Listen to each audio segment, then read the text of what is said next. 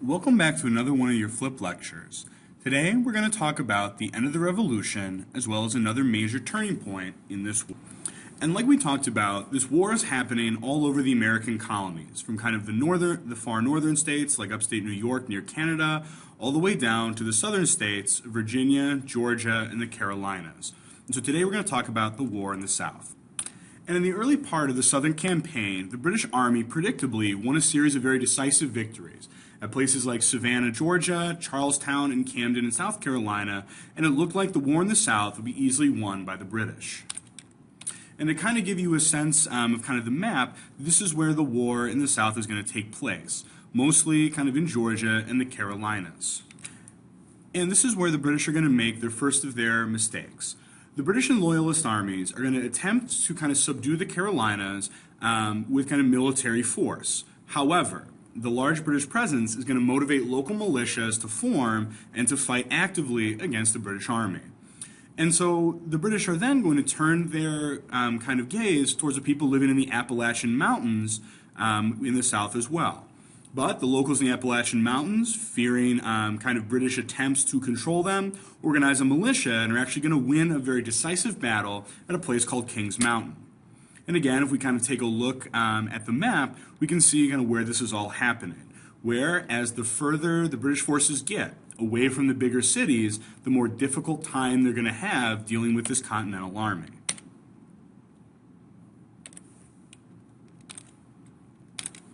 And so it's at this point in the story that Nathaniel Greene takes control of the Southern Army. And Nathaniel Greene is going to be to the war in the South what George Washington is to the war in the North.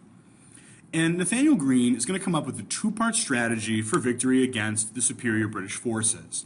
He's going to try to gradually wear down the British in large kind of pitched battles, open fields, kind of traditional warfare.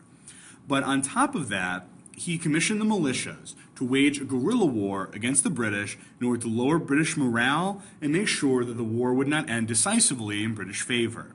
And so these militias would raid and destroy supply lines from the major cities into kind of the colonies. They would isolate and kill kind of small groups of patrolling soldiers, and they would be kind of known for their hit-and-run type of ambush attacks that would make it very unsafe for the British Army to be outside of these major cities.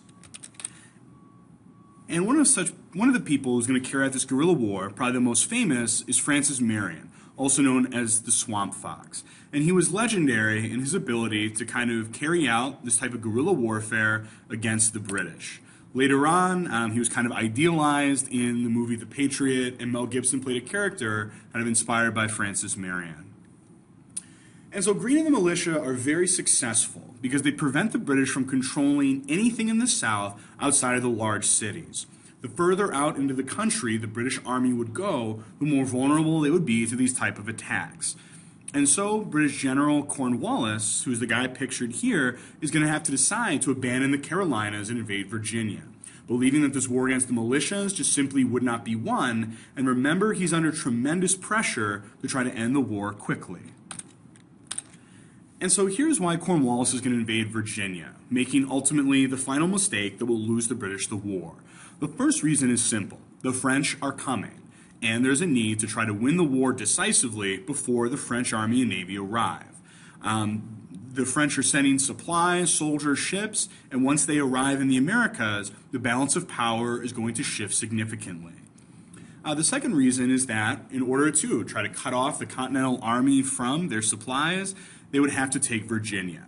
Virginia was kind of the center of all this, and so if the British took this kind of over Virginia, they'd be able to cut off the Continental Army's supply routes and kind of separate the two armies from each other. The third thing is that time is really a factor. They need to try to end the war decisively and quickly because the war is becoming increasingly unpopular as the costs and casualties pile up. And so Parliament, by this time in the war, is already threatening to vote to end support for the war. And so Cornwallis needs to win quickly if the British are going to win at all. However, once Cornwallis invades the North, he is going to run into some problems. He's going to meet with a large American force at a place, you see on the map, a place called Charlottesville. After the Continental Army kind of defeats the British Army at Charlottesville, they're going to retreat back to the fortress of Yorktown, Virginia. Now, Yorktown, Virginia is on the water, and so they thought that the British Navy would be able to kind of bail them out. But George Washington's Northern Army canceled their attack and raced south to join the American forces at Yorktown. It's also at this point that 6,000 French soldiers arrive, thus tipping the scales in favor of the Continental Army. And then finally, the French fleet, which had been on its way, finally arrives and manages to trap the British in Yorktown before the British Navy is able to get there to rescue the army that is trapped there. And so a siege and bombardment of the British begins, and this is ultimately going to be the final battle of the war. So if we kind of take a look at where Yorktown is, we can see that from the north, Washington and Rochambeau, the French commander, raced their armies down in order to kind of trap the British at Yorktown. And so the British army there is going to be forced to surrender after a long siege in October 1781, where the Continental Army, kind of fully trained after their experience at Valley Forge, is going to finally surround the British and win the victory that's going to be kind of the final turning point of the war. And so Cornwallis is going to be forced to surrender his 8,000-man army to George Washington. And so the formal surrender of Cornwallis's British army will take place on October 19th of 1781. And so it's at this point that the war is supposedly over. But in fact, it's really not that simple. Though Cornwallis's army is defeated, the war really shouldn't be over. But it's going to be because Britain is finally going to lose the will to continue this fight. And so King George III is going to try to continue the war. He's got 30,000 British soldiers still in the United States of America, ready to fight as long as the will is there to keep the war going. But a peace party, a peace movement in Parliament finally took over and sought an end to the war.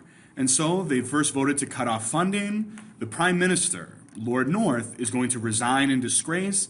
And then finally in 1782, the House of Commons is going to vote to end the war. So in this case, the United States didn't really defeat Britain militarily.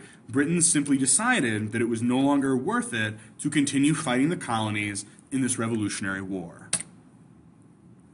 And so in 1783, delegates from the United States, including Ben Franklin and John Jay, went to Paris, France, in order to negotiate a peace treaty that would end the war, and the United States would be fully recognized as a free and independent country after years of war. And the terms of the treaty are these. Britain is going to recognize the United States as a new nation. They are going to give the United States western lands. Of course, later on we're going to talk about how those lands belong to the natives, and that's going to cause some problems in the future. But the British are very generous to the United States, and they also give up Florida and a couple of colonies in Africa and the Caribbean to France and Spain for their part in aiding the new United States. And so here's a good question. Kind of given the British probably could have won this war, on top of actually ending the war, giving the United States independence, why would they be so generous at the Treaty of Paris? It's an interesting question, and the answer is economics. Parliament's aim in ending the war is to reestablish trade with the United States. They want to put things back the way they were before the war as well, having these new United States as a major market for their goods, as well as a great source for raw materials. And so the British and the United States begin trying to kind of forge these trading bonds just like before the war. And so at the end of the war, the United States would lose about 25,000 people in this fight. Britain would lose about 20,000, and about 7,500 German mercenaries would also fall. Although these seem like large numbers. Compared to wars that we will talk about in the future, these are actually relatively small numbers. Kind of not until we get to the World Wars are we going to see kind of millions of people participating in an all-out war. And so at this point, the new United States has won the right to build a new nation. But the problem would be deciding what that new nation would look like, what values it would stand on, and how it would be governed. And they will still try to emphasize the same freedoms and rights that they went to war for. And eventually those ideas would find their way into the Constitution, but only after kind of years of turmoil after this war.